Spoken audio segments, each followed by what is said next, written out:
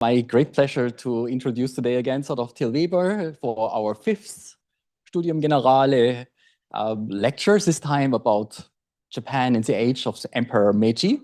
So I saw already the slides, looks very exciting. And I hope we make it within 2.5 hours or something like this.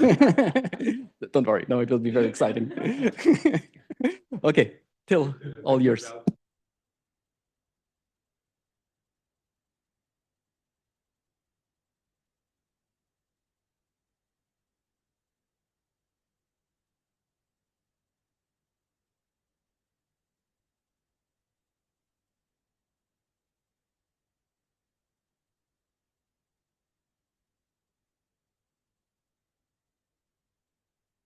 Better?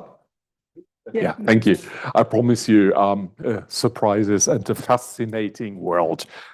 This is what I want to offer you, starting with the Boshin War, which ended the Bakumatsu period, about which I had the pleasure to talk here in December. And then from chaos, something emerges, a wild phase in the 1970s, and then a path started to appear, which was by no means consequently followed. But in that process, modern Japan took shape. And then the nasty question, what about democracy really? That's a very up-to-date question, but it was also a virulent question in the late 19th century. And external expansion, I need to mention that too, but the focus really is on nation building this time. And if you, well, I'm looking forward to discussing things with you later on. If you want to look into this as a guiding interest, to identify elements in Meiji that were new then, I will mark that, and that contribute to making Japan the country that it is now. I think there's quite a few, but I would be very happy to talk about this and all other aspects with you. This is where we finished in December, the Boshin War that toppled the shogun, the Tokugawa shoguns, after almost 250 years. It started in the west and then moved slowly up to Hokkaido. And it was the campaign of the imperial forces were led in the name of this young man, Meiji, Tenno, Emperor Meiji, who was very young when the Boshin campaign took place. He was the son of a very strong emperor, unusually strong emperor, Komei, and then reigned for a very, very long time as the emperor of Japan. And this is, of course, the imperial coat of arms still. You can see it at police stations in Japan and many official areas. And this was the sign in which you conquer, you win. The imperial armies were actually just a coalition of clans, feudal clans, that were fed up with the Tokugawa and swiped them away. And all their authority came from imperial justification, kogi. They had a mandate from the emperor because they surrounded him. The emperor was not an acting politician in any period of Japanese history, except for maybe 3, which all ended in disaster. So with the imperial arms displayed, the enemies ran, and the civil war was not really very bloody by 19th century standards. In Japanese, this period is called Meiji Ishin, literally translated the restoration of Emperor Meiji, which is controversial. The translation, the concept is controversial to say the least. There are alternative versions: restoration, revolution, renovation, reforms. All of these have something that speak in their favor, but I'm not so sure whether all of these work. Anyway, please mark it is something with an R. That's the one aspect we can take. I personally chose the age of Emperor Meiji, which is Meiji Jidai, and that doesn't imply a political interpretation. This is just a neutral, a certain period of time. This is a slide from last December, the end of the Boshin, or not really the end, but when Edo, the shogun's capital, was taken, the emperor was transferred from Kyoto to the city that was called Tokyo by then, and marched into his new capital. And if you look at this, Ernest Sato, the British diplomat who was an eyewitness, well, he's basically saying it was not a very grand affair. It was close run, and it was often on knife's edge if you look closely.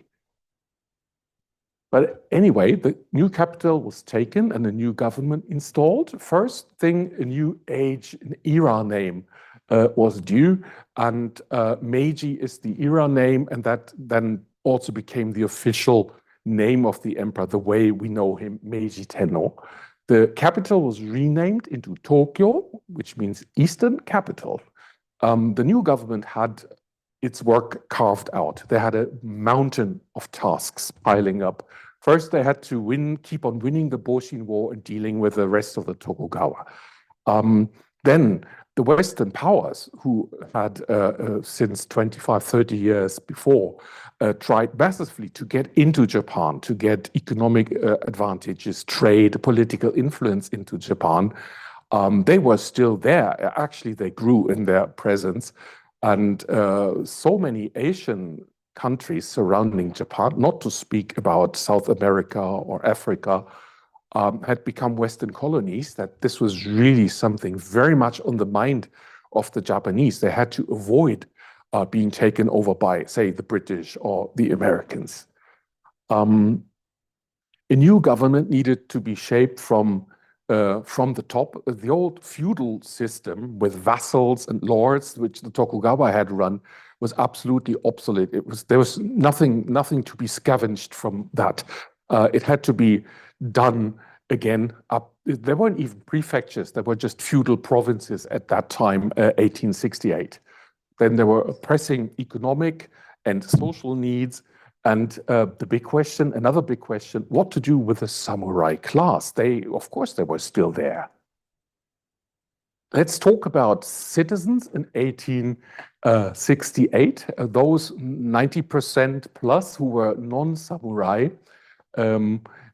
Basically, we can see a surprising lack of respect because of a lack of involvement. They were just had never been asked to contribute anything to political processes.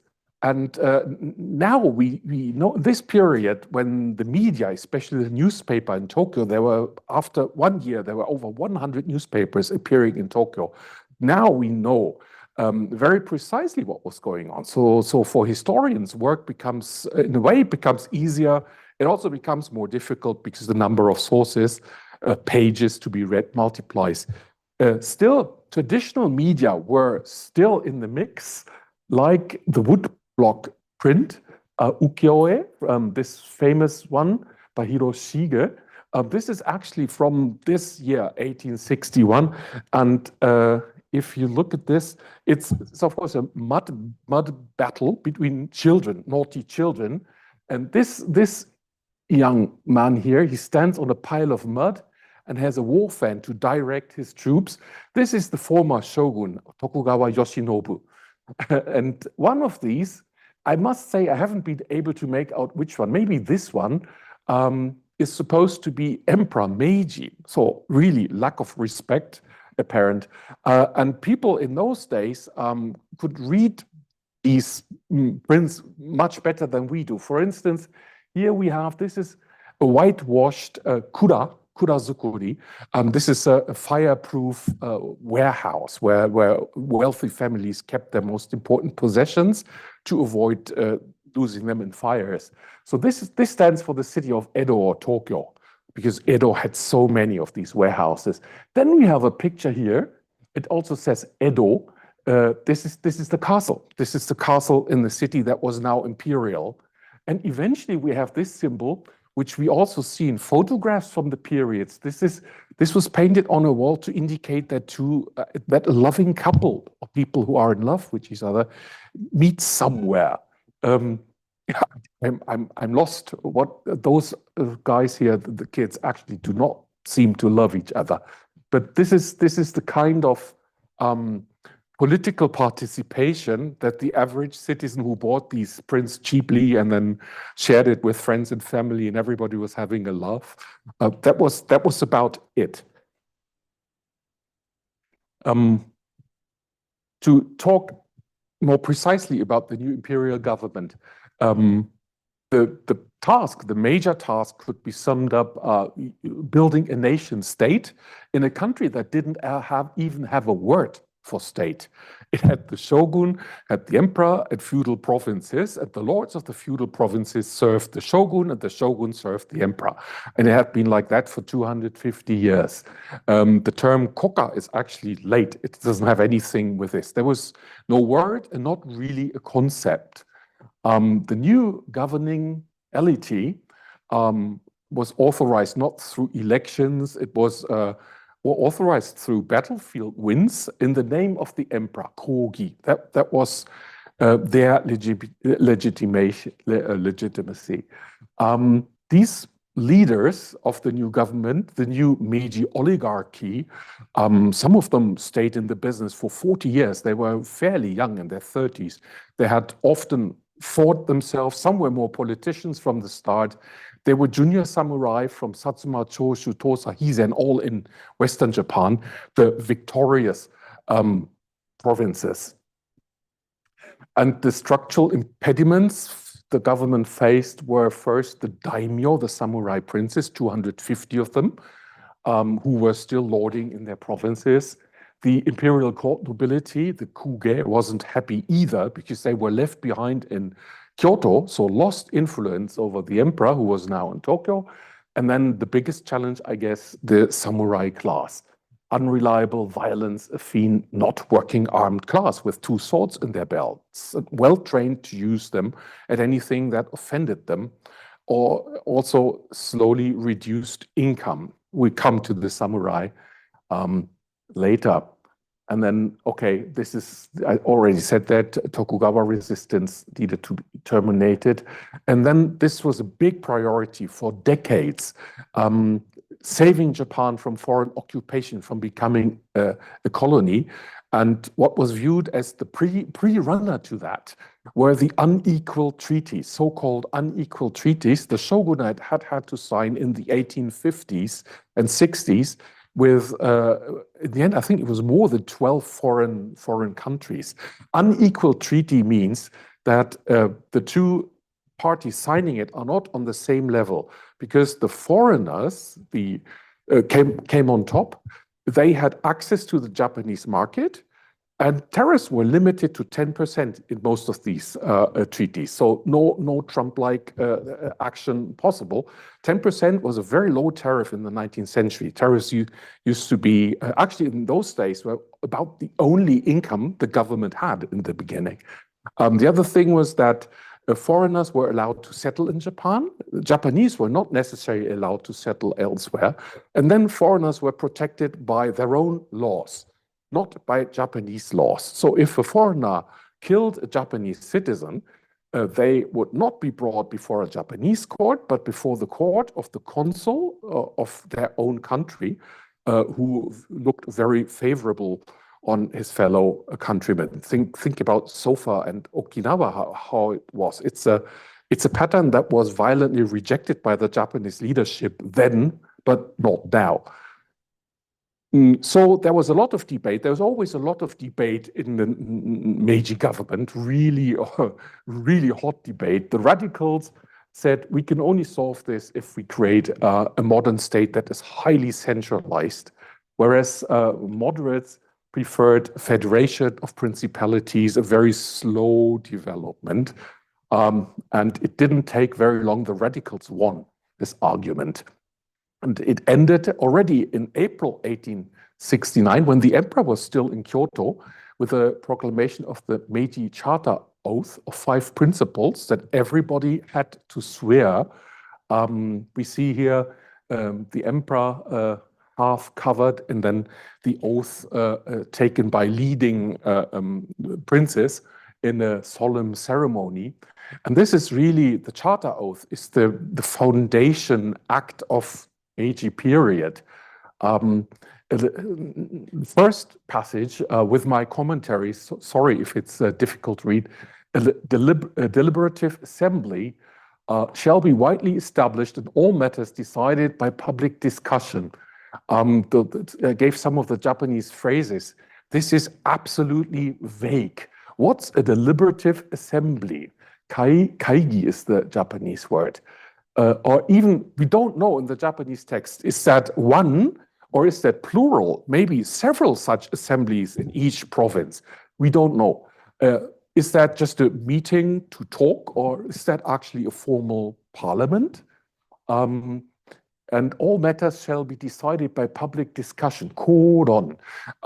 From this, we can derive freedom of the press, which actually existed massively in this period. But I mean, there is more public discussion. We need political parties. We need citizens first with opinions they are ready to share. So it's very vague, but it is certainly a break with the past. Then all classes, high and low, shall unite in vigorously carrying out the administration of affairs of state. Low classes shall participate in administration of the state. This certainly is new.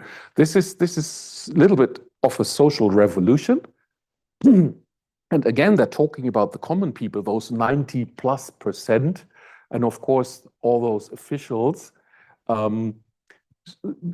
are given an amount of freedom, unheard of amount of freedom. They have no law to tell them this is your place, and if you transgress, you will regret it.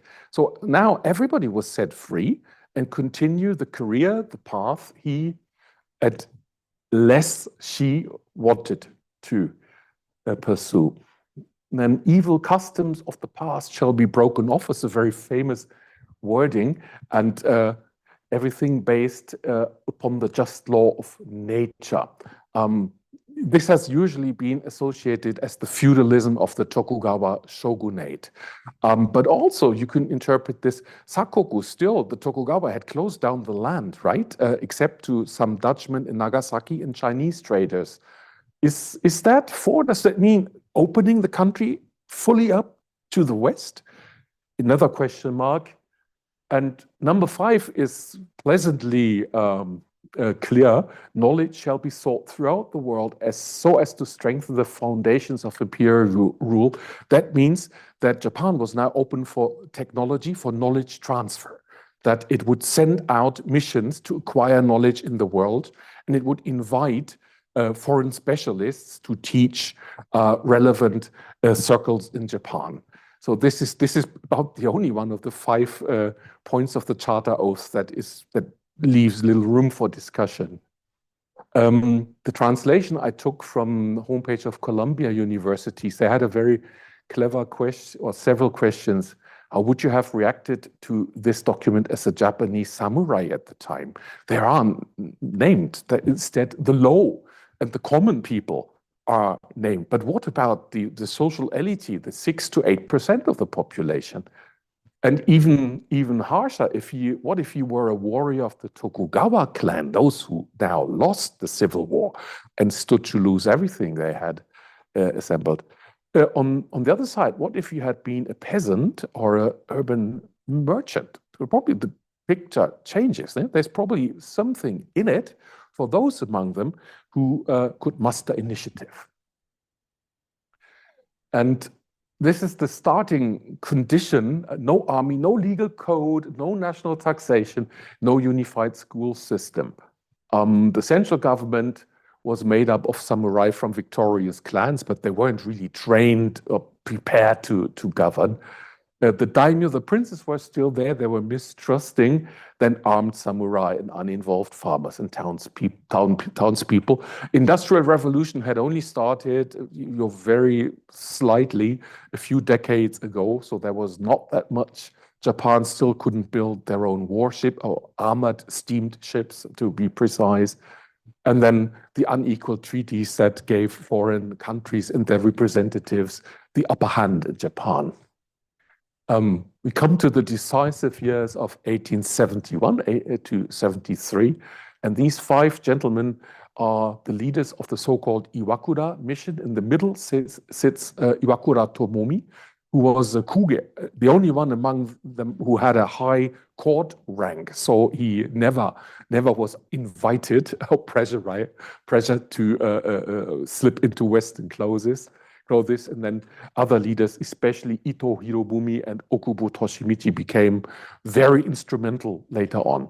The government decided, that's a typical Japanese decision, isn't it? Well, we have a big problem. We can't solve it right now. Let's form a study group.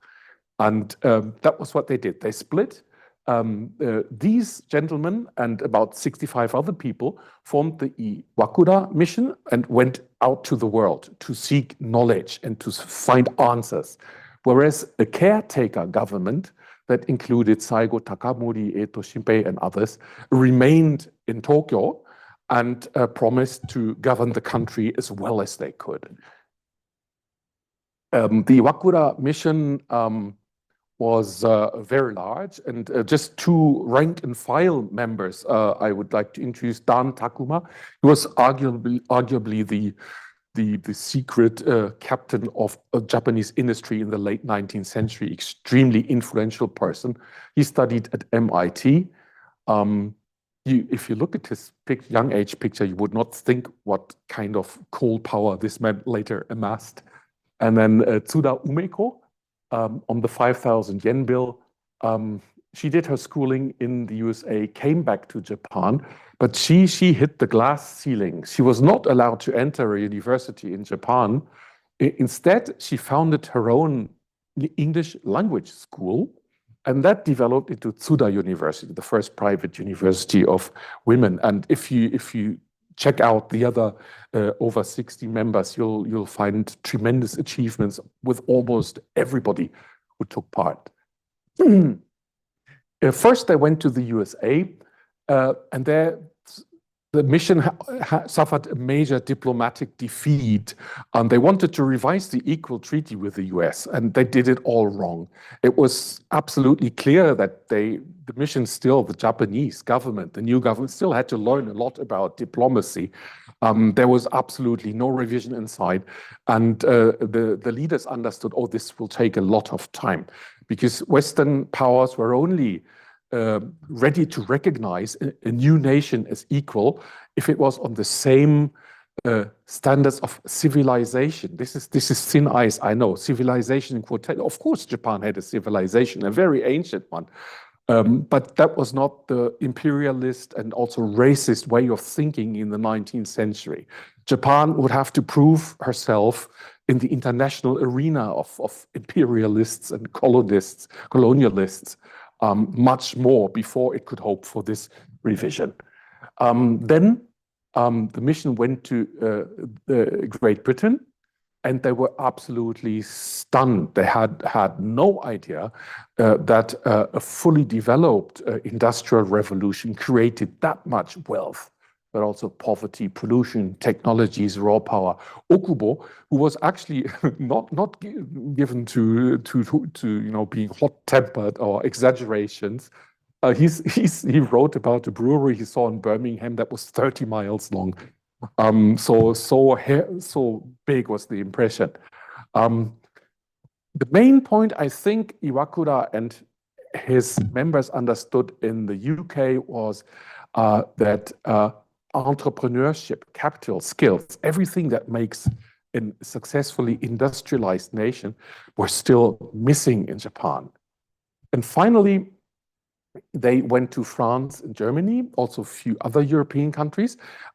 In 1871, the Franco-Prussian or Franco-German War had just terminated.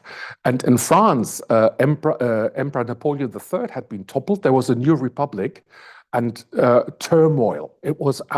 France was absolutely unruly, whereas Germany was newly reunited Second Empire with Emperor William I on top, was at the peak of its power. So that included stability. So this was really important thing that the Iwakura people saw, because until then France had been the model for the shogunate, and the imperialists had taken that over. And now slowly they started to look more towards Germany and its more stable-minded and more conservative development. So my assessment, arguably the most momentous business trip ever undertaken by Japanese people. The insights gained were tremendous. The wild 1870s, meanwhile, back in Japan, contrary to its promises, the caretaker government started to take things in their own hands. They were not ready to wait. They included many idealistic and eager people, so they started to get to work. And I would like to contradict the traditional historic narrative that in their great wisdom, the Japanese government decided to faithfully split into two halves. And it wasn't really like that, because those who stayed at home really, really went wild. Mark Ravenna, this is also a book that I would like to recommend highly, has a alternative reading of this. I follow Ravenna rather than the traditionalists. Well, in 1 year, the technological modernization, first railway, first telegraph, first official use of photography, then Western dress was made mandatory, which ruined quite a few families, because now they had to throw away all their kimono, right? They had to buy everything in new. Then the first universities were founded in this year, in this period, and a compulsory school reform was started. You can see here very few high schools, some middle schools, but then elementary schools basically everywhere across the country. The Western-inspired curriculum methods, science, and that sounds all very good. We will take a look at reality in a moment's time. And finally, the introduction of compulsory military service, which was a break with over 600 years of history, because only samurai did warfare. Now, peasants' sons were drafted into the army. The first time they wore boots. Before that, they had only known sandals. The first time they had ever slept in a bed, because before that, they slept on a mat on tatami and so on and so forth. So this was really a big change for involving many, many people. This is the train, the new train, Yokohama to Tokyo, Shinagawa, isn't it? And what's interesting in this ukiyo-e is you have these Western ships, big ships, very big ships with steam. And then you have traditional Japanese sengoku, 1,000 koku transport ships. These were still widely used, sailing ships like hundreds of years before. If you just look at the size, you get an idea of the difference in power between Japan and the Western colonialists. One instrument of making Japan able to catch up very, very quickly were the so-called Oya Toigai Kokujin, contract foreigners, of which there were, until the early 20th century, when this was discontinued, there were about 2,500 men, no women, I'm afraid, mainly from the leading Western countries. If you just look around, this is an arbitrary selection I did.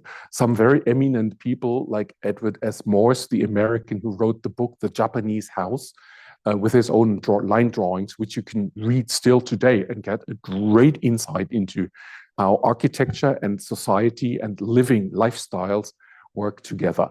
So the Japanese needed to catch up in about everything. So they invited also oil painters, they invited specialists for each and every area of modernization. And in 1874 alone, there were 520 men at work, and their salary made up 1/3 of the annual national budget. So price was really, really high. And it comes as no surprise that many of these gentlemen, they were usually hired for 3 years or some a little bit longer. And then they were told, please go home. Many of them really didn't want to go home, but they had to. They had already transferred the knowledge they had to offer, and somebody else was in the process of being hired to upgrade that knowledge. As I said, come back to schools. This is one of the few surviving elementary schools from early Meiji in Matsumoto. It's really nice, isn't it? It looks like a Central Northern European manor house, doesn't it? But if you visit it in Matsumoto, you find that the ceilings are made of paper, the pillars are taken from an abandoned temple. You can see that. The walls are made of mud and bamboo that was then painted to look as if it was stone. This school and many other schools were paid for by local people. Local people had to pay for it, 70%, which is odd in a national school system with free compulsory education. Why really? Government activities, especially education, were grossly underfunded. Oh, that's also not new, is it? The compulsory primary school reform in that year, 1872, costs 3 million yen, but the Ministry of Finance has only 1 million available. The money is too thinly spread. There is no national taxation system yet. So the cost for kyoiku, educational reform, was shifted to local communities there were schools actually across the country. For instance, temples run schools, or Confucian scholars, teachers run schools. Those had been good enough for 250 years, but now the teachers had to be let go. The schools, the wooden buildings actually were pulled apart so that no classes could take part any longer. Qualified teachers, new teachers, of course, were scarce, and textbooks were basically non-existent. It's very famous. Early Meiji had a standard history textbook, which was imported from America with a few pages removed that were too revolutionary for Japanese. So this textbooks mentioned American presidents about 1,000 times, but Emperor Meiji only once. So it's really stopgap. It didn't really work very well in the beginning. So the enrollment was far from compulsory primary enrollment. And this caretaker government only survived 1872 by, at the last possible date, at the end of the year, they switched the calendar and they saved 1 month of salary. It was that close. So here, the caretaker government, they wanted it all, with huge contradictions. Individual liberties, yes, republicanism even, but with a deified emperor. How can you have a republic with an emperor that's a god?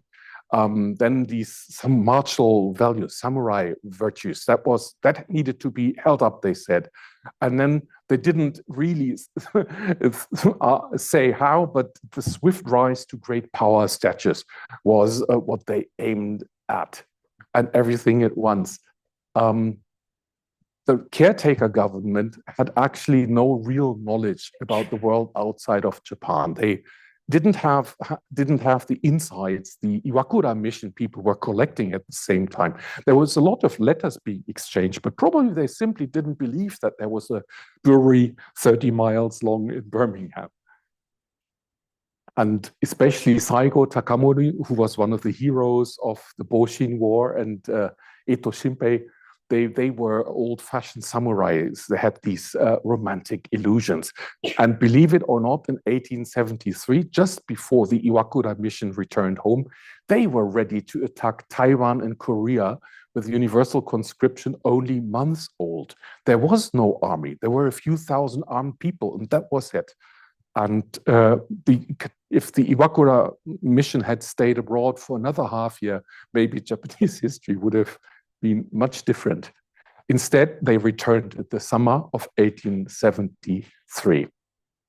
The issue of universal conscription, it's actually a progressive idea, a social equalizer. You know, it's not just the samurai that that fight in other lords and everybody else has to support them. Now, every citizen can become a soldier, must become a soldier, and so has more influence in the state.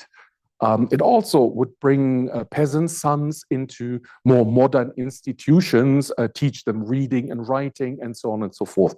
But those who designed the reform were, of course, they were samurai, all of them, and they sold it samurai style. They said, rich merchants pay taxes in money.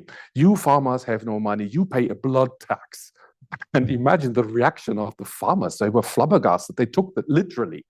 They said now they have to give their son, and the son gets murdered somewhere. That was the idea.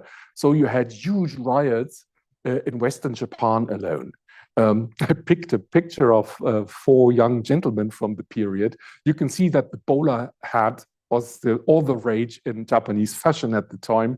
Those probably would have been drafted, and they don't look very friendly. No? Maybe they didn't like the idea. So the caretaker government had, when Iwakura came home, they just simply had to resign. And then 2 of their most flamboyant leaders, most romantic samurai types, ended up unwell. Eto Shinpei, sorry for showing this picture, he led a revolt. He actually wanted to topple the entire state and country because he wanted to attack Korea, because Korea had insulted the Japanese emperor in that school of thought. And so he rose against his own emperor, his government, and you see where he ended up, in Saga, his home province. And with a little bit more style and more honorable, committing seppuku, ritual suicide, Saigo Takamori led an even bigger revolt in his home province of Satsuma, that's Kagoshima, in 1877, and that ended. And that removed 2 major sources of craziness in the early Meiji government. The returning mission became the new government, and this is the period of 5 years dominated by Okubo Toshimichi, who brought home this very impressive beard from Europe. That was one of his souvenirs. And Okubo wanted a reduced pace of reforms, more patience, and implementing the insights of the Iwakura mission. So a much more reasonable course. Focus should be on education. Educational reform should be made to work than patriotism, because in Japan there was no national concept. People, where could they look to? So the sense of unity should be fostered, and then the economy needs to grow. And maybe most important, the government needed stable revenue.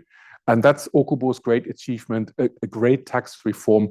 Now, not the harvest yield was taxed, the amount of rice the peasants harvested, but the land value. So it was stable revenue, and it went from kind to cash. Cash became more important in Japanese society. So this is the well-planned path Okubo had. A new course to steer Japan, that's his words, midway between Russia's despotism, the French Republic's turmoil. He wanted to be somewhere in the middle. That disappointed progressives. Okubo's biggest enemies were progressive politicians and many newspapers that supported progressive positions. Okubo said, Japan can never become a democracy, because only 2 countries had managed that. He looked more towards Prussia and Germany.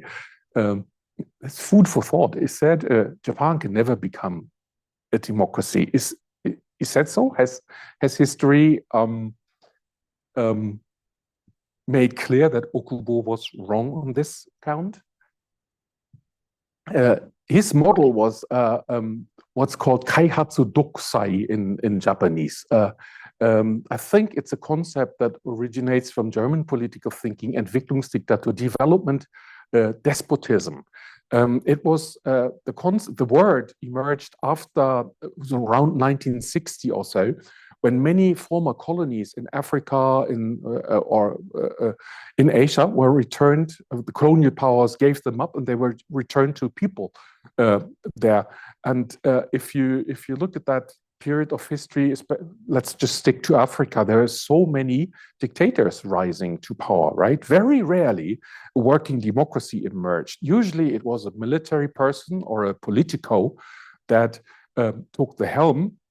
And if it worked well, this model is for development, it's good to have a dictator or an authoritarian system, because if they have a good plan and pursue it consistently, then the country will grow.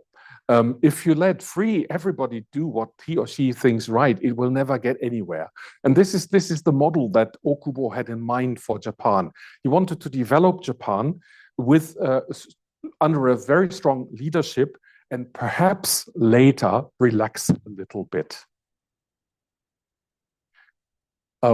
This is insight into his thinking. The strength or weakness of a country is dependent on the wealth or poverty of its people. And the people's wealth or poverty derives from the amount of available products. The diligence of the people is a major factor in determining the amount of products available. But in the final analysis, it can all be traced to the guidance and encouragement given by the government and its officials. So this is classical Tokyo Kasumigaseki speak, isn't it? Heavy-handed bureaucracy leading the way, because the government and its officials have all the wisdom on their side. However, the public developed different positions, and they loved people like Fukuzawa Yukichi, the founder of Keio Universities, and Jiji Shimpo, which is the official Japanese news agency, or not official, but the biggest, the global one. Writer of so many books on the 1,000 yen note, the old one. He had a vastly different opinion, and even under Okubo, he was able to publish this. Please read for yourself. I just have a sip of liquid in between.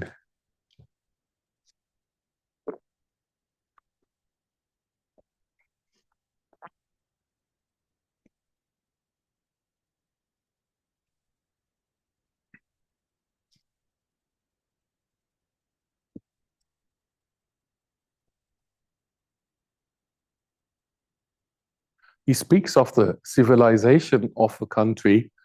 That's progress, development, right? That must not be initiated by the government above, nor can it be born of people of low estate. It's the middle class that matters, his own class, of course, the growing middle class, educated class, people who engaged in new economic or educational activities, and found somebody to speak for them in Fukuzawa Yukichi. Still one of the most interesting people from Meiji period to read. Freedom, in those days, of course, there were books published, but really much topics people talked about were in newspapers, 100 plus in Tokyo alone. Since the last years of Tokugawa, the Tokugawa shogunate had just been too busy to regulate the newly emerging press. They just had their hands full. The shogun was in Kyoto for 3 years, so it blossomed everywhere. And Okubo changed his opinion, injurious to public sentiment, but Okubo didn't win the day. The papers got stronger and stronger. This is the case 1881 after Okubo, though, that shows that it's not yet clear what a newspaper, media really should do and what they shouldn't do. Here, the Yokohama Mainichi Shimbun organized an anti-government rally by inviting and paying famous speakers, then selling tickets. The whole event was at a large kabuki theater. And they did it, the newspaper actually wrote about that. They did that to make money. It was a business activity for them, which is probably overstepping what we expect of the press now. But the press was really influential. And now I have a riddle for you. Could you explain what that is? It's certainly unusual. It's from one of these, caricatures started to emerge in this period too. It's the emperor bowing in all 4 directions. The emperor was traveled across the country and bowed in all four directions, meeting as many people as possible, which was new. Connecting the emperor with the people was absolutely new concept. And Maru Maru Chimbun was like a satire newspaper. They were very, very funny and very strong-minded. And this is the emperor bowing in Florida. This is incredible, isn't it? I mean, if that was published in Asahi Shimbun today, there would be huge consequences. The government would act, courts would act against that. Here, the editor was lightly punished. The paper didn't disappear. The editor had to pay some money, and we don't know who actually drew this one, but the guess is that Honda Kinkichiro, the cartoonist, did that. And he, after his paper took a dent and he probably made less money at the paper, he became a drawing instructor for the military, actually. So in Meiji, many things were possible that, things that would be social death today could be remedied. There was always a second chance for everybody. So major reforms, here you see the makeup of Japan as it was in the 1870s, with the imperial families small. The nobility were the former daimyo, the princes, and their families. Gentry were former samurai, clergy, mostly Buddhists. And then heimin, the 90.6%, that was the citizens. And Eta and Shinin were two former classes. They were abolished here. Two classes of, well, Shinin actually means non-human, and Eta means something like subhuman. They had been discriminated against throughout the Edo period. They were officially abolished, but kind of reinvented in the Burakumin, which are discriminated against actually to this day. One of the aspects of the dark side of Japan. Administrative reforms progressed in this period. Eventually, there were 47 prefectures, very much like today, and cities which were called Fu. Osaka has retained that, Osaka Fu. The daimyo were like bribed to change sides.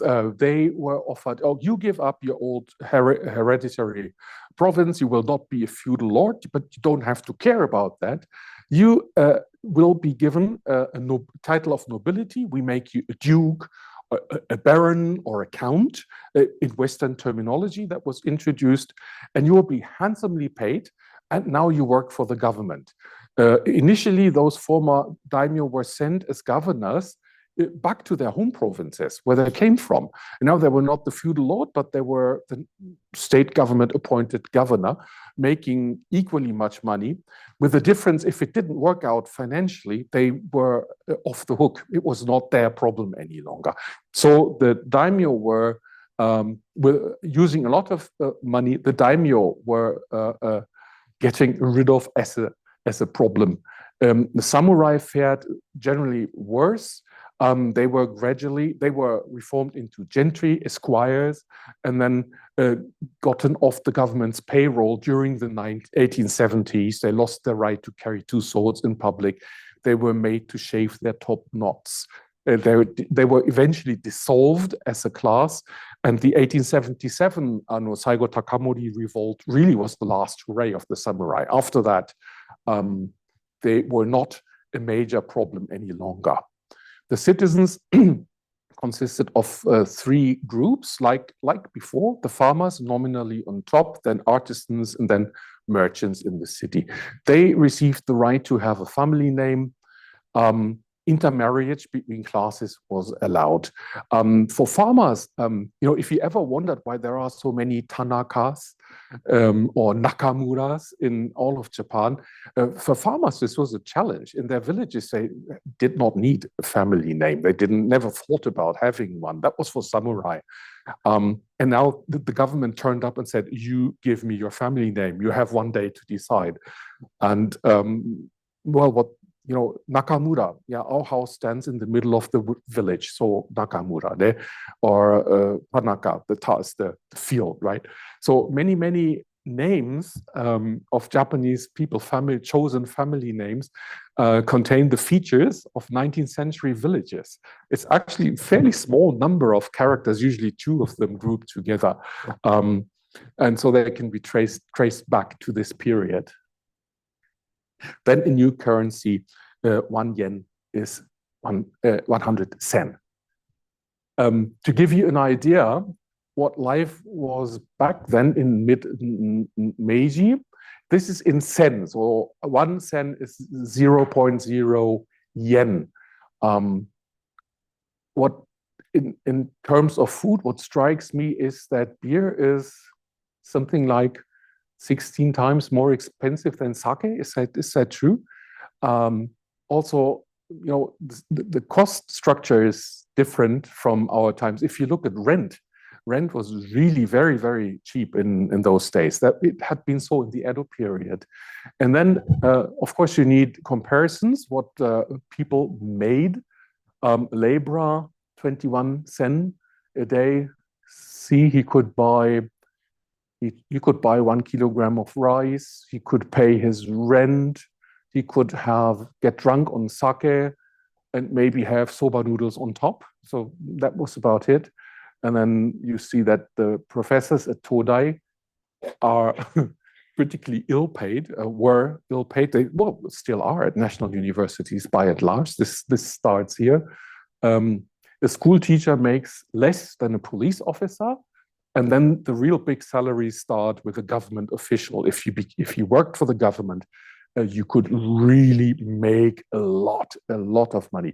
The top government officials mentioned below were usually former daimyo, princes who now worked as governors or as vice ministers in leading positions. The central element of the emerging society was the emperor. Of course, a society needs something to identify with. And there was not yet a soccer national team available or anything like that. It had to be the emperor in this case. This is Emperor Meiji in his middle years.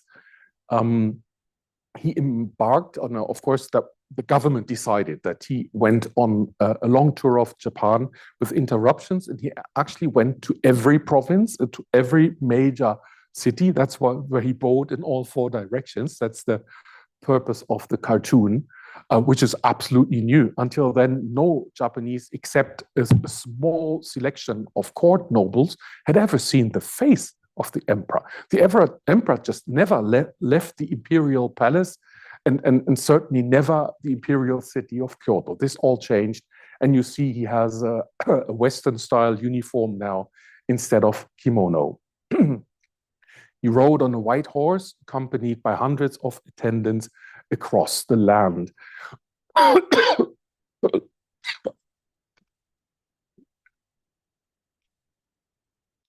Please forgive me. In state theory, this is really crude, isn't it? But this was the Kokutai body of state theory. The imperial household is at the head. The emperor is the person to look up to. And this is also a modernization. He was being helped by his wife, Haruko, who, by the way, popularized the female first name with a ko in the end. It goes back to this also. She became fairly popular in her own right. She did, female things. She visited places where women worked. She took care of wounded people after the war. So we now have a fairly modern imperial family. The adult members all dressed up in Western clothing. This is a postcard which you could buy in Tokyo and Sento. Well, if you look at this picture, these are international soldiers in China when all the colonial powers bunched together to beat back what is called the Boxer Rebellion in China. And it was another humiliation of China. Don't want to go into that. If you just look at the soldiers and their height, if you look at the very stately guys from Great Britain and the United States and Russia, and then you look down to the right and see the Japanese soldier. Can you imagine what the government did not like? about this. They liked that their man was in the picture. So they had joined the club in 1900, by 1900. But of course, look at his size. He is just so small compared to all others. So the government embarked on a campaign to change people's habits, to change people's diets. And also, it was a stated goal, making them grow taller. The emperor was used as the chief sales agent in this. Other measures included sports and more physical activity, but the dietary habits are the interesting thing. Again, Fukuzawa wrote, human beings as the lords of creations eat all kinds of food, including the fruit of grains, plants, trees, the meat of birds, fish, and beasts, animals. If one turns against this disposition and eats only meat, or again, eats only the fruits of grains, plants, trees, then without fail, one will fall into a state of physical weakness, be afflicted by unexpected diseases and die. Even if one's life is not shortened in this way, one will live a worthless life as an invalid, a life without pleasure. This is the strongest anti-vegetarian text I have ever read. But here there's a purpose behind it. And meat consumption had been illegal in Japan since ancient times. There were the Shintoists considered meat with blood as impure. And in Buddhism, it was said, do not harm any creatures. So all these types of meats were out, or were they all out? Can you read Yama Kujira? Here in the PR, this is an advertisement in a small town.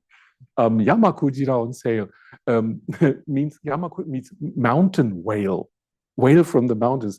For instance, this was code language for wild boar. And so in some places, people actually did eat meat. It was not completely unknown in this period. So, and then the breakthrough came with the news, the emperor has eaten meat. He has eaten beefsteaks, apparently really bloody beefsteaks from all accounts. Shinto extremists had tried to prevent this by entering the imperial palace and when beating up the guards, and then hundreds of them entering the palace and trying to stop the emperor, but it was too late. He had already eaten the beef.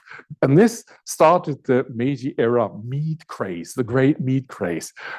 First, these big steaks did not really find many friends in Japan, but then Japanese cooks started to get creative and invented their own beef-based dishes, recipes. So you can still eat this today. This is much more to a Japanese palate. And since the emperor had his first steak, meat is on the menu in Japan. Bread would also be useful, but that was also a flop. Soldiers and citizens really did not like it. Whether the government, they gave away bread for free, but it was given to dogs or so. A former samurai who was now a baker, that was somebody who adapted to the new times. He created the ampan. I'm sure you have seen this, tasted it. It was a Western, although very soft bread, filled with azuki, sweet beans paste, so made more likely to please Japanese palate. And the third item was, of course, beer here from the Sapporo brewery, the oldest brewery in the country, oldest large brewery in the countries. And again, the emperor received, which was publicized widely, cleverly, gifts of ampan and beer. And the brewers at Sapporo were also former brewers. The beer probably tasted better than today because no rice was yet used in it. It was not so sweet and probably didn't make as much headaches as today. So lifestyle changes through meat, beer, and ampan are powerful symbols of the new age, together with clothing, with having French, English, and German words slipped into the language. Slowly, Japan changed. Talking about the divine emperor, we come to the topic of religion. Before Meiji, in Japan, there had been a coexistence between Buddhism and ancient shamanistic Shintoism. That has actually returned after 1945. If you go to big shrines, you'll always find a small temple, and vice versa. a small shrine at a big temple. Most Japanese people have no problem with praying to two different sets of gods. But now the government created something new. Usually researchers call it state Shinto, to draw a line between the traditional shamanistic practices that are also called Shinto and what was developed in Meiji. It was considered the natural religion of Japan, simple and pure. And with the emperor as its head priest, the emperor still today is the head priest of Ise Shrine, the Amaterasu Shrine in Ise. Here you see former Emperor Heisei, the third person in line, with imperial treasures, right? The imperial sword carried before him at a top ceremony. So the emperor is heading the religion, new religion, I dare say, and promote national unity and patriotism. If you pray to Shinto gods, you pray to the emperor. Unfortunately for Buddhists, this meant that vivisection had to follow. Gods and Buddhas had to be separated. This was a dark age for Buddhism. The government actively worked against Buddhism. They closed down temples or took temples and temples' land and gave it to Shinto shrines. This actually happened right in Naha. You all know Naminue Shrine in Naha. This actually was a temple until I think 1880 or 78 or something. And then it was given to state Shintos. And when Japan moved into Okinawa, they created several Shinto shrines with, of course, fitting, corresponding ancient architecture, which is completely out of place in Okinawa, actually. So Buddhism was just viewed as too foreign and too diverse.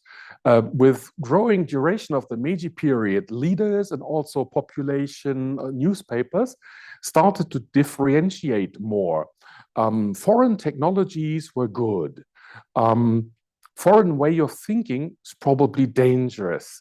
So religion certainly is something that Western religion that never caught up with the Japanese, who sanitized their own religion and created a new Shinto cult under under a government agency that appointed the priests until 1945. That is, also the Shinto shrines were tasked to register every citizen living in their defined area, which of course was a symbiosis of state and religion that was ruled out, forbidden by the post-1945 new Japanese constitutions. Yeah, Christianity was only tolerated. Well, Jesus was born in a stable, was he? So he had to be derived from Eta, because only those subhumans lived in stables. That was a common argument in those days, and one of the reasons that Christianity was much less successful in Japan than in many other countries. The key exhibit of state Shintoism is, of course, the Yasukuni Shrine in Tokyo. When the emperor, this is from the webpage, when the Emperor Meiji visited Shokonsha, that's the old name, when it was first founded, for the first time on January 27, 1874, he composed the poem, I assure those of you who fought and died for our country that your names will live forever at the shrine in Musashino. So this is the place where everybody who died for Japan since 1853 is enshrined. The spirits are enshrined in the Shinto ceremony, and they can't be removed after that. How about Korean conscript soldiers? Korea was a Japanese colony from 1910 to 45. And their citizens were forced to serve in the Japanese army, and they were killed in World War II, just like native Japanese. And their spirits were interned here. Korean people, or descendants of the soldiers who died for the wrong country, want them out of there. They don't want them to be part of let me say it, nowadays, very nationalistic, arch-conservative Japanese religious cult to which they are not connected. but it's impossible. So let's say the Shinto priests. So this is really one of the things that went on to trouble Japan to this day. Education made progress. You can see that enrollment really rose. However, there was a bottleneck at junior and senior high schools. You could get into a local elementary school everywhere in Japan, but entering middle school was already extremely difficult and competitive. So here lie the roots of the Japanese exam bell, that you have to study so hard to get into an education of an institution of higher education. Let's also speak about universities. There was a series of so-called imperial universities. They were dubbed that until 1945, with Tokyo being the oldest, and then Hiroshima, Hokkaido needs to be added to the list, as well as a series of prestigious, at large, private universities, often associated with the name of a famous thinker or politician of the time. Meiji University started under another name, but after the death of Emperor Meiji, they were so well connected that they could use his name from 1920. Todai, of course, is the flagship of Japanese education, and it stands in this period, even though it uses the akamon, the red gate at Hongo, uses old feudal architecture that was just left over. So it's there. A society that changed, or already had changed. It was not who were your parents and what you inherit from them that made you, but it turned into a gakureki shakai, which means a society where merit, education, rising through education, through merit, determined who would become what. Increasingly determined. It certainly wasn't perfect. Also, the tradition of professors of respected universities, and nowadays Sunday after breakfast, if you turn on various private networks, you have these panel discussions. There's always one professor from Todai or from Kyodai or so, lambasting the government. So that tradition also started in this, and that's probably why our salaries are so low. And well, you can see that Todai was meant, and it is, this has not changed at all. Todai was meant to supply people for government bureaucracy, whereas the private universities, especially Keio, are most connected with big private companies and train people, educate people to work for these. Talking about private companies, eventually in the middle Meiji period, eventually Japanese entrepreneurship took off. I give you the names of three famous industrialists, of which Shibusawa Eiichi is the most remarkable man, a man who created over 500 companies and institutions. Please look at this select list. Mizuho Bank, stock exchanges in Osaka and Tokyo, TEPCO. Well, that's of course not something to be proud of these days. Oji Paper is a large company. Kirin Brewing, Yokohama Rubber, Tokyo Marine Insurance, one of the biggest insurance companies. Or Keisei, if you go to Haneda, from Haneda Airport to downtown Tokyo, you're likely to use a Keisei train. Then two top universities. The Japanese Red Cross Society was this charity, and the Imperial Hotel in Tokyo, and much, much more. All this was founded, created from the energy of this one man. However, if you look into the provinces, if you go from the national level, for instance, to Hakodate, in southern Hokkaido, so you step down the ladder, there was a public hall in Hokkaido for the citizens to assemble, and that burned down in the early 1900s, and then a replacement building. You can see it's beautifully renovated, all wood. It's a fantastic, large, and expensive building. It even has an apartment suite for the emperor who came visited for one night. And that's preserved. They never changed anything there. This was built at the city of Hakodate. The citizens could never pay for this. So there's absolutely no way they could pay for this replacement building. So 4 business people from this area stepped in, and they gave more than 80%. The cost was staggering. They gave a large amount of money. They were honored for this with this monument at the foot of the building. And the name, you're probably wondering, Hakodate Shiteno, what does that mean? That's a very, very unique and very prestigious naming. You probably have heard of the Tokugawa Shiteno. Tokugawa Ieyasu, the man, maybe the most famous person in Japanese history, who founded the Tokugawa shogunate in the year 1603. He had 4 key vassals, 4 samurai, these 4. And they were the pillars on which his power rested. They were his most trusted advisors. Shi is 4, right? Shiteno. And for Hakodate, these 4 businessmen assumed the role of former feudal warriors, which is also an indication of changing times, that formerly despised business people could now be at the top of local society, at least. Shibusawa, however, remembers this differently. It was said that the Meiji Restoration was to bring about equality among the 4 classes of people. In practice, however, those who engaged in commerce and industry were regarded as plain townspeople as before and were despised and had to remain subservient to government officials. Still, he made the plunge. He became one of these despised businessmen with the goal of strengthening the country by wealth.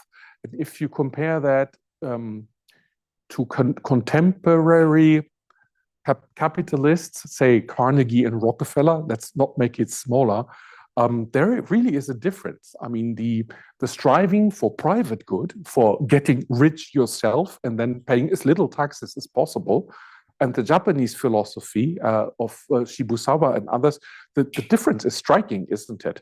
And probably the relative modest remunerations of Japanese company presidents and top people at businesses, it's really low compared to Japan and also to Western Europe, has something to do with this. You have to give back to society. In my eyes, a fundamental difference to the American version of capitalism. Those universities also brought about the birth of Japanese science. Of course, I have to mention this.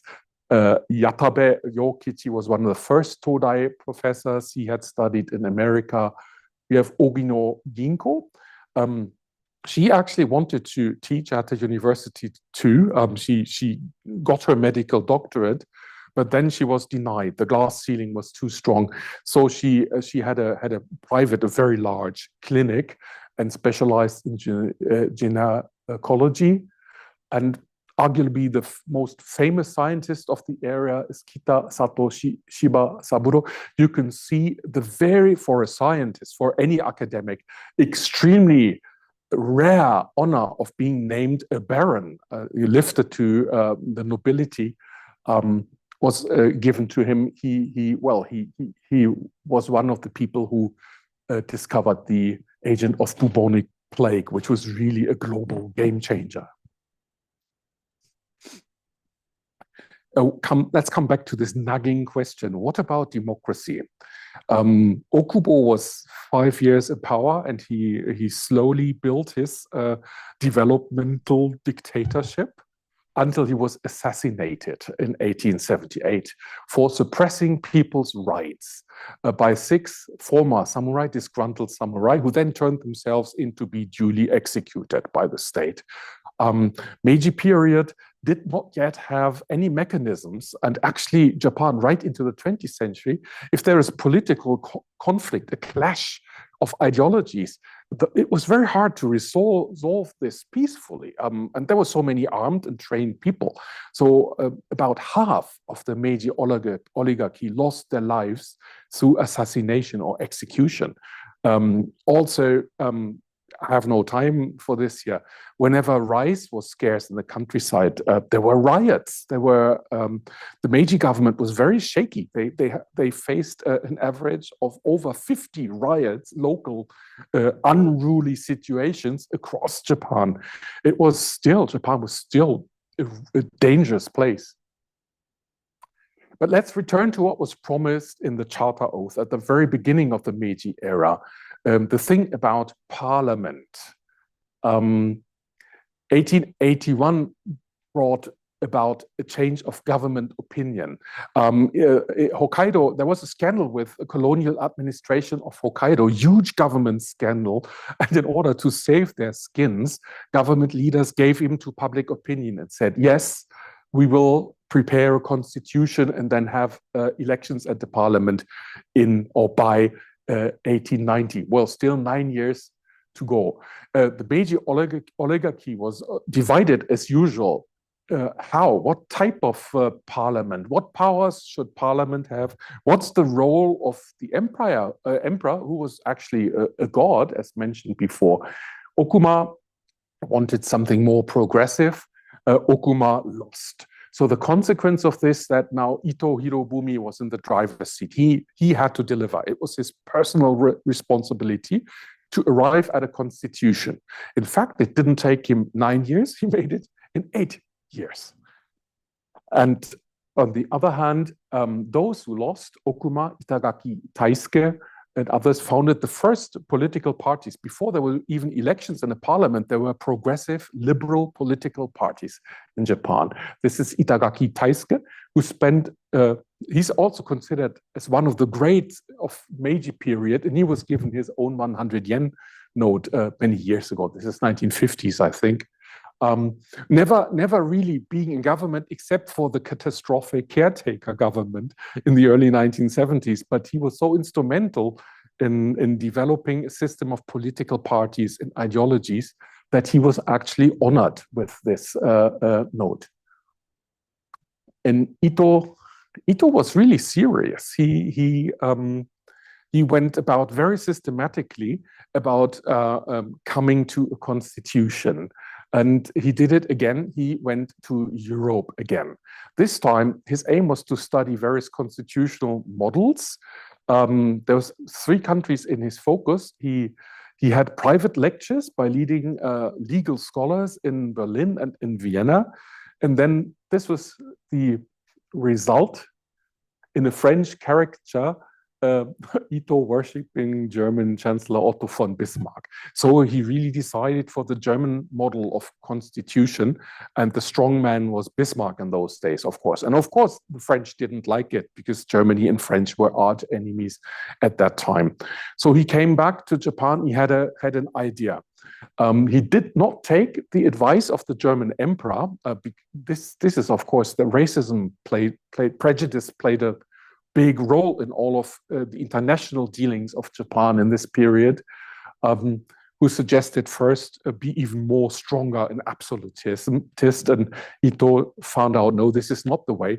He talked to especially two very famous legal scholars at Berlin and Vienna universities, and he came back with something in his mind. And he worked on this years and years. He couldn't convince these 2 professors, one was really old and died soon anyway, to come to Japan as advisors, but he took their assistants, Mosse and Rösner. He took them to Japan and had them as Yatoigai Kokujin. And he worked all the time on the constitution. Ito changed his jobs all the time. He was prime minister one time, but then for 2 years, he became minister of the imperial household because he had identified the imperial household as one of the key areas that needed to be reformed. So he got another Prussian advisor for court etiquette and transformed the household. So very, very systematical work. The drafting of the constitution, or one of many conferences in this picture. And you see Emperor Meiji took part also in cabinet meetings. He was really busy sitting there in front of his golden byobu, folding screen, and then you have scholars and always people from the military as well doing whatever has to be done.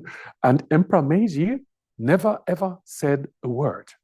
in the very end, when after some shouting, maybe, if you don't look at the emperor, but just at the opposite side, shouting was okay in these meetings. And then probably there was a consensus, and the senior person would stand up and move close to the emperor and tell the emperor in a small voice what the assembly thought should be done. And then the emperor just nodded and retired. And that was the model until 1945, all the time. So if you speak later about possible war guilt of Emperor Showa, you have to bear this in mind. Where did the emperor exercise real political power in such a setting? So what came out of this was a draft in 1888. So it did have a division of powers, but it's more like a division between executive, legislative, and between emperor, government, and parliament. The courts didn't really play a role. The parliament had limited rights, but especially the budget right, the classical right of parliaments, congresses around the world, and they needed to agree to emperor's decrees. So there were at least two elements of democracy. It was signed and presented by the emperor and presented as a gift to his people, which progressives didn't like at all. They think nobody should give us our natural rights as a gift. So conflict was right there. Three major liberal opposition parties formed up because this was now already the race to the first election in Japan.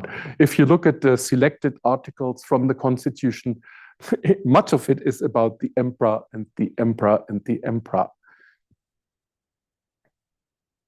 The election in 1890 was the first in Asia. The proportion of citizens allowed to vote looks really small, but it was equally small in France and Germany at the time. Being able to vote was tied to how much tax you could pay. And 15 yen in direct taxes was a lot. Most people did never make so much money. The first election was carried by the progressives with 171 seats. The emperor opening the diet here. This is of course completely westernized, Western style. And Meiji period really was lively. Election battles can be taken literally. In the next campaign, more than 100 people got killed and injured just by fighting in the streets. It came to healthy and frequent changes of government, which I chose the word healthy because change of government is healthy from time to time. Having 50 years of the same party is less healthy, I guess. Okay. Parties were founded. Arguably most important Japanese party ever was founded again by Ito Hirobumi. He first didn't want parties, but then he saw his conservatives got drubbed at every election. So he founded Rikken Seiyukai in 1900, and that's the party to which the LDP, today's governing party, traces back its rules. And this party was so powerful because it built ties with bureaucracy and businesses, actually the same like today, that it stayed in power for a long, long time. Especially the Mitsui conglomerate was extremely powerful. I would like to give you a sketch of one Meiji-era politician, Ozaki Yukio. He was the inventor of the political guff in my research. I put a question mark there. One should search more thoroughly. You know, the political guff is the specialty of politicians in this country. Do you remember until a few weeks ago, a gentleman named Eto was farm minister, and he was asked, how do you cope with a rising cost? How does your household cope with the rising cost of rice? And he answered, I don't know. I never bother. I get so much rice as presents from my constituents that I could open a shop with it. That's what he said. Of course, he lost his job. This is the political guff in Japan leaves you speechless. And here I have a special one for you from Mr. Ozaki. He said, if Japan became a republic, Mitsui and Mitsubishi would choose the presidential candidates.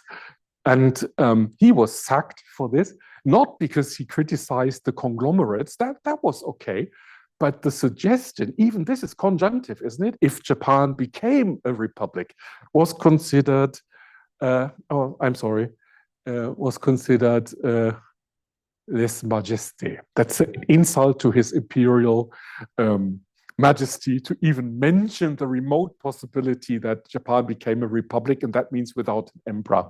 But anyway, there was always a second chance, and there were probably 25 chances in the Meiji period, and Ozaki returned happily to the lower house 25 times. Final part, this is really short. I would like to elaborate this more maybe in another time. The external expansion. We haven't talked for a while about the desire to revise the unequal treaties, but that never disappeared from the Japanese political agenda. The government had understood, in order to get these treaties revised, we need to join the club of great powers like France, Great Britain, America, Russia, Germany, and so on. And those powers had colonies, also in Asia. So that was the key. If Japan had colonies themselves, was a colonial master, it would receive the recognition of these great powers. And that was, of course, a risky policy. It was evaluated by historians like this. My favorite is Eskitsen's mimetic imperialism, copied imperialism in order to become acceptable as a civilized nation. It was called not a barbaric nation. That was still in use at the time, and come on top, and then revise the treaties, obviously. There was several paths of aggression. The first was towards Hokkaido, which was colonized right early on after the victory in the Boshin War. Ryukyu here, it took 7 years to abolish the kingdom and create Okinawa prefecture. Taiwan was first attacked in 1874 with disastrous consequences, and then eventually became an official colony of Japan in 1895. So that was, if you want, a year where they joined the club.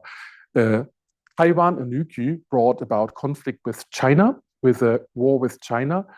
Also Korea meant war with China, because Korea was also considered by China as part of their sphere of influence. And eventually there was the Japanese and Russian war that was decided here in the Strait of Tsushima with a large sea battle. Just a few impressions. Hokkaido was thinly populated in not so many Ainu people, and these Ainu people suffered assimilation, loss of their territories. There are more and more Japanese settlers being brought in, up to 50,000 a year. Tondenhei, armed farmers. You can see that in this picture. Some of the farmers actually wear uniform. This is Emperor Meiji in his coach, traveling through what is Sapporo now, and visiting the colonial progress in Hokkaido in 1881. Actually, the situation was pretty rough in Hokkaido. It was not only Ainu who suffered, but also all kinds of rejects and former samurai ended up living in Hokkaido and becoming part of colonization. This led to massive corruption, and the colonial government just gave away lands to their friends, and it was a mess. And that eventually led to the constitution 8 years later. Hokkaido prefecture was established pretty late. Before that, it was a colonial area. Ryukyu fared a little bit better. This is also Maru Maru Chimbun, you know, the outrageous newspaper with a cartoon. The Colossus of, not of road, but of Ryukyu. This is Ryukyu, and you have a Japanese house with a Japanese flag and a Chinese house with a Chinese flag. There's 2 lonely guys from China and a whole team from Japan, also a steamship, trying to move Ryukyu to the Japanese side, bringing Ryukyu away from China into the Japanese camp. I will not comment about the racism displayed by the Japanese newspaper people towards Ryukyu. Ryukyu was a highly civilized and cultured society. People would not walk around sternly naked and have, this is an awamori bottle. They would not, carry this around and drink from a huge bottle in public. So the way Japan took in Okinawa would be a fitting topic for a different lecture. The Japanese saw the king as, they styled the king of Ryukyu as Han-o, which is a newly invented title. They learned from the British colonialists. This is from the British repertoire. And then the kingdom was dissolved in various stages, and Okinawa prefecture with a non-Okinawan governor created in 1879. The elephant in the room, of course, was China. I mean, China was very weak in this period, but not ready to give up their sphere of influence so easily. Taiwan was next mess up with China. There was a conflict. Actually, Okinawan sailors, not Japanese, were murdered by Aborigines in Taiwan. That led to punitive expedition when the new conscript army was absolutely not yet ready to do that. It was a complete disaster. So many dead, mostly from disease, not from fighting. And the cost were 5 million yen. This is incredible large amount. That was like 2/3 of an annual budget in those times. Here's a picture. The younger brother of Saigo Takamori was the leader. He sits in the center. However, the financial loss probably was bearable because this was a diplomatic success after all. The West took note. Japan is now capable of attacking its neighbors. Welcome to the club of colonial powers. Even though the attack was not successful, the narrative of the Japanese being a superior culture compared to the barbarians living on the eastern coast of Taiwan those days caught traction. So racism, of which the Japanese had been victims so far, was now turned against others, barbarians in the Asian region. Same with Kankoku, Korea. The Treaty of Kangwa was the first unequal treaty with Japan on top. Now the Japanese imposed the same conditions on the Taiwanese they had imposed on the Western powers had imposed on them 30 years earlier. So the trouble with China was that Korea had been in the Chinese sphere of influence for a long, long time. However, I fast forward here.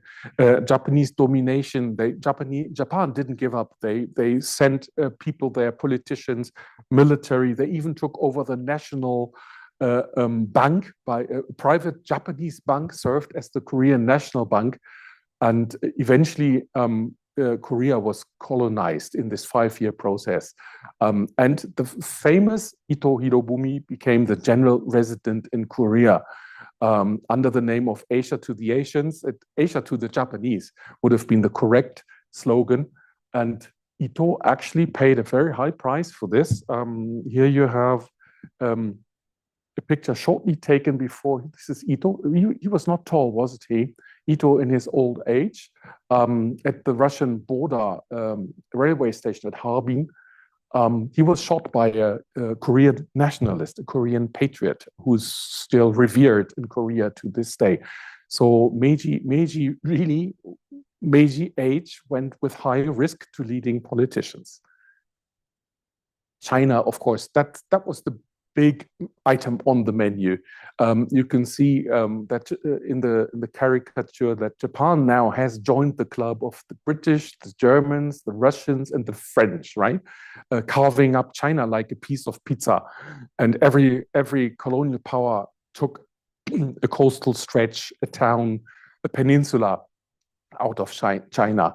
This led to the first big war of the Meiji period, lasting almost 1 year. It was decided at sea.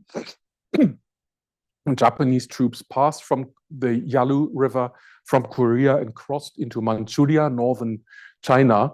This created international intention. Very few had thought it possible that a non-Western power could beat the Chinese empire. Still, the Japanese managed. It was a bit more difficult than it looks here. This is a man, Kobayashi Kiyochika, who made a fortune with 2 series of 100 collected loves, laughing at the Chinese. This is the Chinese guy whose toy soldiers get smashed by a Japanese soldier. He did the same again exactly 10 years later with the Russians. So political propaganda also becoming more and more important. The cost of this war was high. 2 annual budgets were spent on the war. This is, by the way, the last major war in world history on which ukiyo, woodblock prints, were the principal media of reporting. 10 years later, photography took that part. It led to the dictate piece of Shimonoseki, Japan dictating China. It received massive reparations that were higher than the actual cost of the war. Korea became independent, which meant it began its march into Japanese colonial status. Taiwan also came to Japan, the pescadores. The Liaodong Peninsula, Japan later had to give back because the European powers did not like that.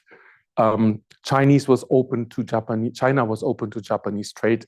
A great win with one mistake. Japanese foreign ministry officials simply forgot to write into this treaty. They dictated it.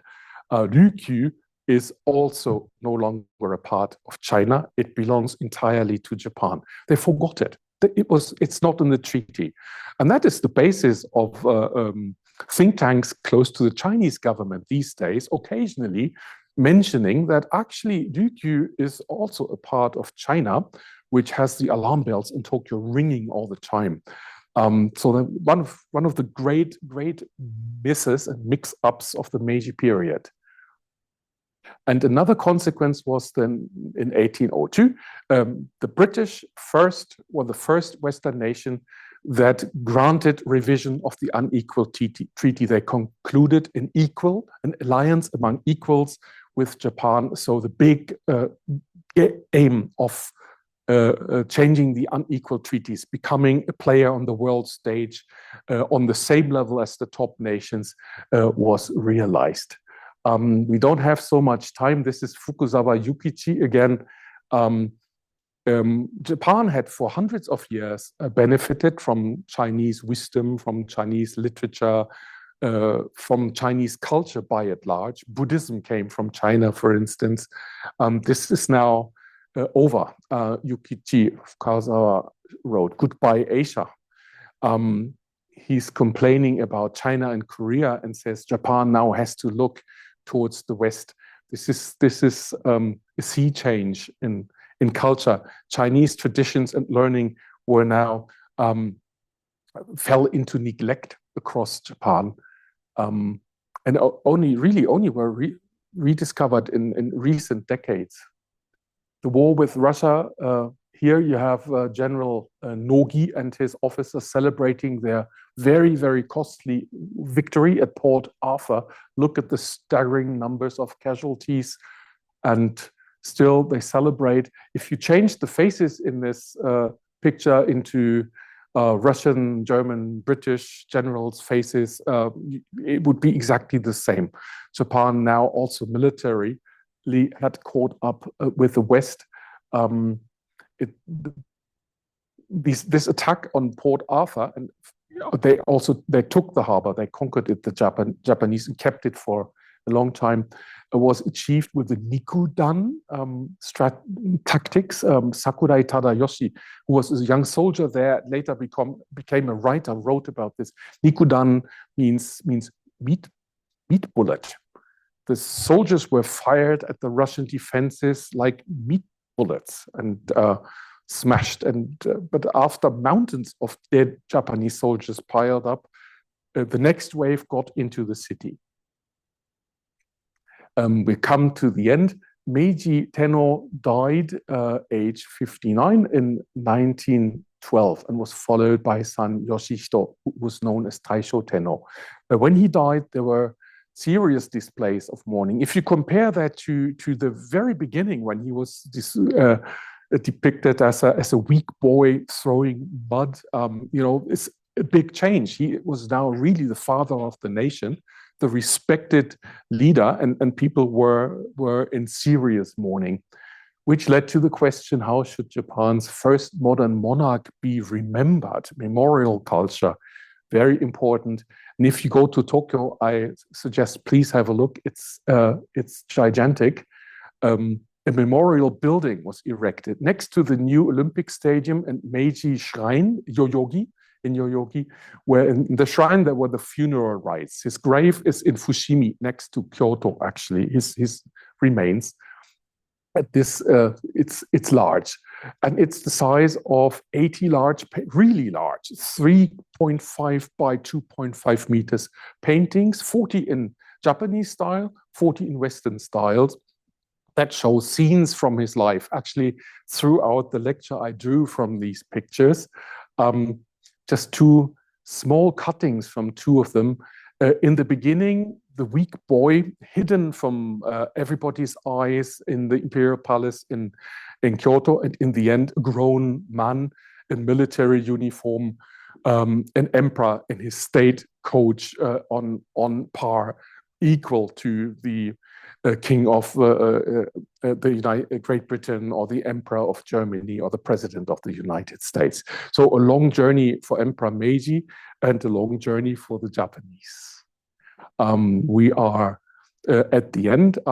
We could talk about this, but I'm of course ready, more than ready, to take any comment or question from you. Thank you very much.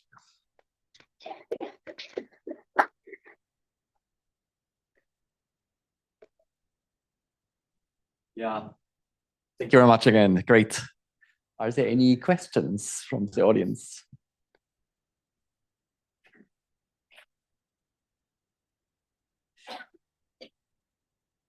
When you were talking about this, this Buddhist temple, which became a shrine in Naha. Nami yeah, you wrote about, or you said something, you were mentioning something about nude processions in what was this about? Yeah, Buddhism, but also Shintoism was very raucous. I mean, it was nothing like the sanitized thing we see today. It was deeply connected with the forces of nature, and local festivals were really the highlights in people's yearly calendar. And there was absolutely no problem with nudity, especially for lower classes, of bathing, entering an onsen with people from the other sex. And the phallus matsuri, there was a huge phallus sculpture that was carried through the community. Fertility, it's a fertility rite. And really, Japan only changed that after Western travelers came to Japan, like Isabella Bird, the famous female from England who traveled alone in 1872. She was in northern Japan. And these people wrote famous books that were translated and read across the world. And usually the topic was, I don't understand about the lack of morals of Japanese. She was Victorian, right? The lack of Japanese people. Both sexes enter the same bathtub. This is unheard of and completely uncivilized. And the word uncivilized really rung a bell with the Meiji leaders, because their slogan was enlightenment and civilization. That was the key word for being accepted by the West. So they did away with all these things. They outlawed mixed bathing and many matsuri and all that. Japan is pura since that. It's prudish morals, double standards introduced from the West.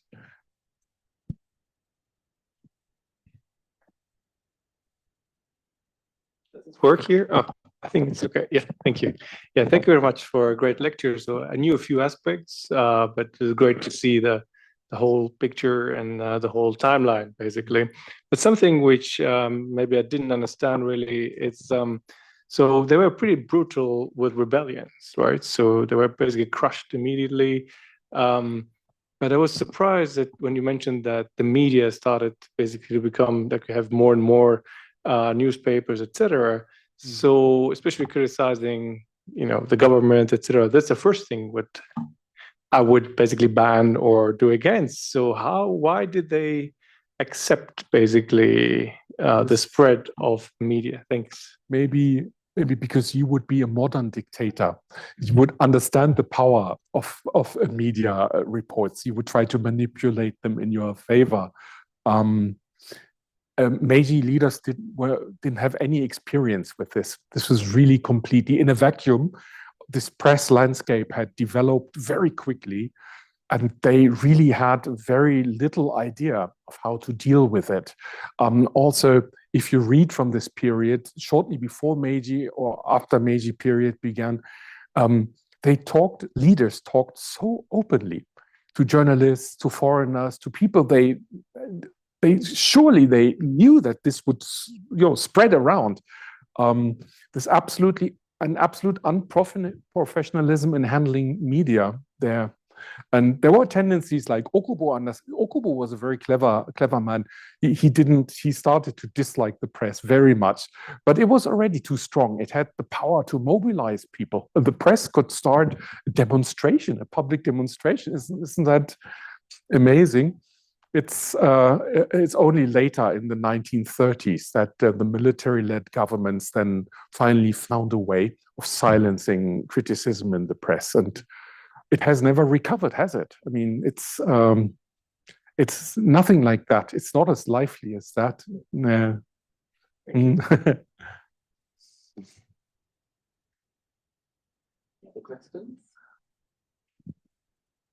So when one looks at this Meiji restoration with a fine lens and sees how it unfolds from this period of chaos, haphazardness, unprofessionalism, I mean, one can maybe emphasize all these shortcomings, or one can look at maybe from a helicopter view, larger distance, and see it as one of the unprecedented modernizations of a country at breathtaking pace and success, and escaping successfully the threat of European colonization and becoming a co-player in the power game of the world. Now, what predestined this feudal culture of the Tokugawa area to have this success? Probably it was the samurai class after all. The samurai class was also the educated class. They did have the ethos and also the time to educate their children. And when they were freed from domination by an outdated feudal system, or some of them became the leaders of Meiji, or they started company, they really jumped at the chance. And they brought qualities, also social prestige and some money maybe, which the other classes did not have. So it was really samurai who contributed it mostly. If you look at you named a few of the successful breakthroughs, quick successes. It was almost everybody I mentioned here by name had been a samurai. So after all, this great stagnation with a samurai just being in doing tedious jobs, not advancing in life, had not prevented them from building up talents and knowledge, and also the mindset. They were pretty radical. I mentioned there were hardly any peaceful ways of solving conflicts. The sword came out very, very often, and samurai were ready to throw away their life to make a point. And also this kind of determination, if you apply it to the business life, for instance, like Shibusawa Eiichi, made him a superior corporate warrior in the true sense of the word. I guess that's it. That's the major part. The small elites, 6, 7, 8%, those who could not cope with the modern time, many of them perished in these armed rebellions that killed tens of thousands of samurai. And those who left, who had abandoned their status voluntarily before, they became the driving force of the new society. Any other questions? I think there was a gentleman there. Yeah, I had a kind of similar question about why, for example, such a transformation did not occur in other Asian countries that were possibly under the threat of being colonized. Or, you know, how can you compare with, you know, other parts of the world? Yeah, it's probably it's a bit of an anachronism, but if you link those 6-7% of samurai to the middle class, a very capable middle class in Japan, and compare that to China or Korea at the day, there was no middle class. Famously, not in China. There was the imperial elite, the civil servants that served the emperor, and then there was a mass of ordinary people. There were very few professionals. China was lacking when it wanted to modernize. It just didn't have the human resources to take over responsibility, to become leaders. And everybody was just waiting for the imperial court to decide and issue an edict that probably didn't reflect reality on the ground. And Korea was even worse. Korea was also in its sakoku closed up state. And it didn't open up when Japan opened up. It had to be forced over 20 years later. And Korea also did not have a middle class. It had the imperial, the royal, or later imperial, but for royal court first. And a tiny group of people who were clinging to their hereditary positions. Not a gakureki shakai. That was another reason, I guess, why Meiji succeeded. That very quickly these hereditary privileges were abundant, even if it was harsh on some people. And instead, your success in school, in university, opened up huge new avenues to you. You looked at the salaries of even low-ranking government officials. Of course, entering Todai and then having that salary, that was a dream. I mean, people could not dream before of advancing beyond their born station in life. Creative energy came out and the will to achieve something. When we were emailing before, you were mentioning that somehow at that time also German sausages came to Japan. I was already too long again. Sorry for that. That was one of the things I cut. It was yes, there is a history of once they decided yes, beef is good, then soon pork came into play. And there's a real history of a German sausage maker. One actually was invited on a high salary to teach that. And some of these companies still exist, Hormel and others, to this very, very day. Yes. In Meiji, Japan, things were divided, like wine and finer living, clothing, that was French. Cultivating Hokkaido, dealing with the roughnecks up there, that was American, Wild West. The railway engineers and shipbuilders were British. And the sausages and the beer was German. And also the law, because of the constitution of these scholars and so on. And this image lasted a long time, even when it was completely obsolete, because by the early 20th century, everything had become Japanese. They didn't need these yatoi expensive advisors any longer. It lasts, né? Well, you know, I mean, if you talk about food to a Japanese person and you mention you're from Germany, sausage, beer, né? It lasts. Are there any further questions? If not, then thank you very much again, Till, and Thank you very much. Thank you very much.